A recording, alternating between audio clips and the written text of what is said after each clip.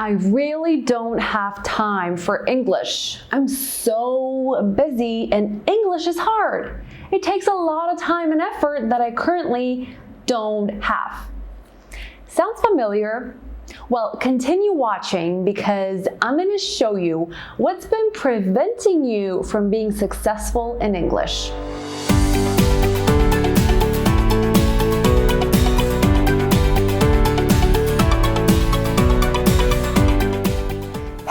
Welcome to Fluent Maria. I'm Maria, and in this video, I'm going to be debunking 5 common misconceptions that people have about being fluent in English. Now, before you watch the rest of this video, let me just say one thing.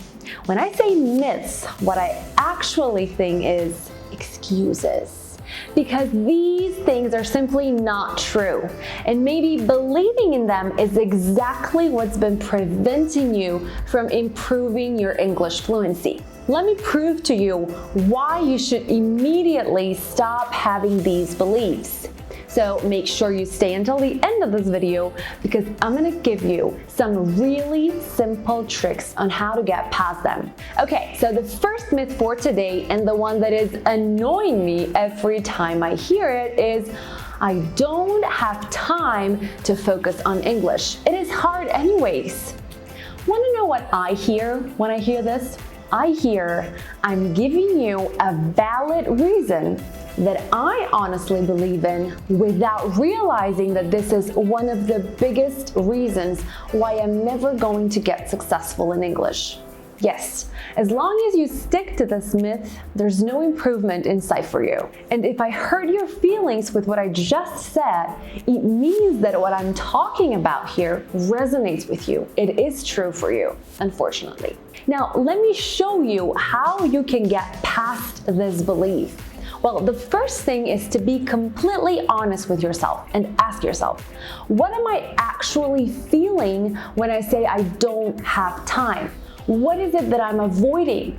Maybe fear that I'm not good enough. Maybe I've tried studying English various times, but I failed.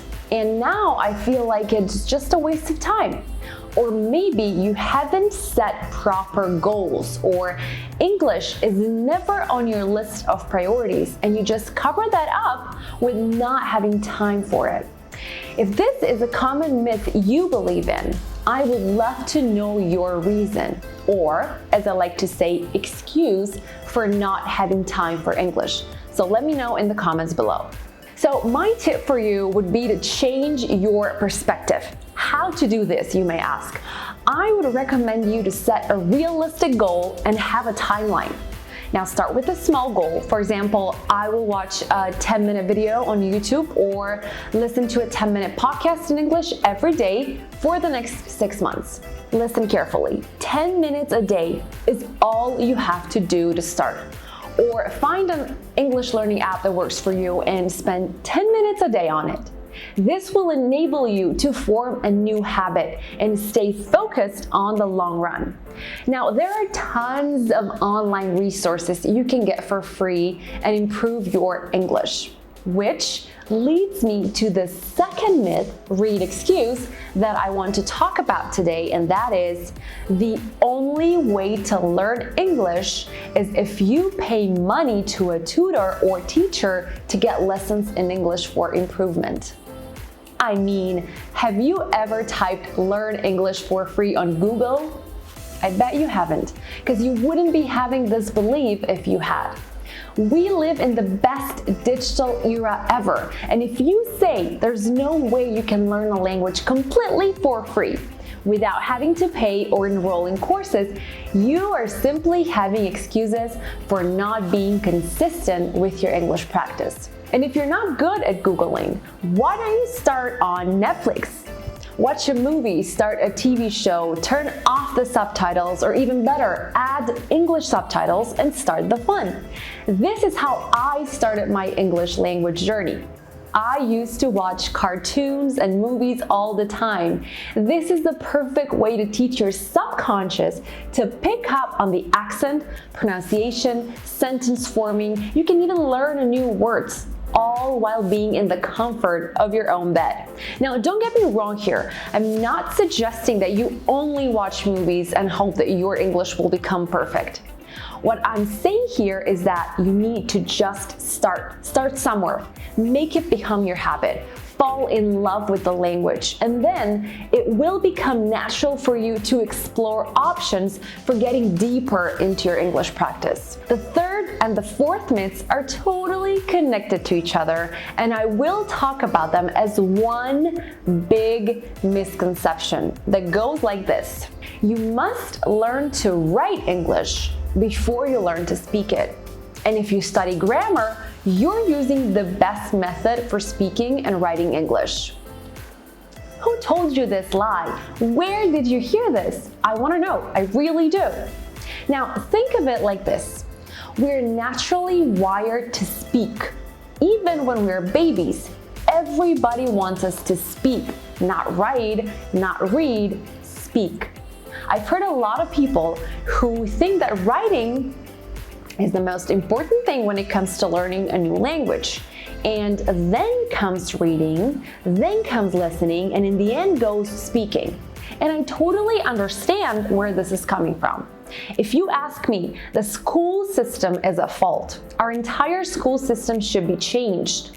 When we come across a new language at school, what's the first thing that they're giving us? They're giving us a book with tons of grammar, reading, and unnecessary things that just slow down our progress, even demotivate enthusiastic language learners. Languages are not theory-based, they are practical, and that's why listening and speaking are extremely important and should be a top priority for everybody who's coming across a new language. Now, what's your opinion about this? What do you think? Should schools focus more on listening and speaking instead of grammar and writing? I would love to know. Let me know in the comments. The fifth and the final myth that I absolutely disagree with is that English teachers should know every word in English. I mean, what? Let me debunk this myth by saying that even native English teachers don't know every word. Do you know every word in your native language? No. Well, why should an English teacher or tutor or coach know everything? Where's the logic behind this vague statement? Now, I'm sure that a lot of English teachers will agree with me on this one because I know they've heard it a million times. I've had people who would come up to me asking for the meaning of a word or a phrase, and if I would say, well, I don't know, or if I would ask for the context of the sentence in order to translate it better, their answer would be, well, you're an English teacher, you should know. Well, you're a geography teacher, do you know every state in the world? Or you're a doctor, do you know every bacteria or disease that exists in the human body? No, you don't. Then why are we even talking about this? Let's change our perspective on these things this year. Can we do that? I think we can, and I believe we will. What do you think about this? Let me know. So that's a wrap for today's video, guys. I hope you've enjoyed this video about 5 common beliefs people have about English fluency. If you've made it until the end of this video and if you haven't subscribed yet, make sure you hit that subscribe button and give this video a big thumbs up to support me. Until the next video, I wish you a wonderful, beautiful day. Stay zen, and I will see you in the next one. Bye.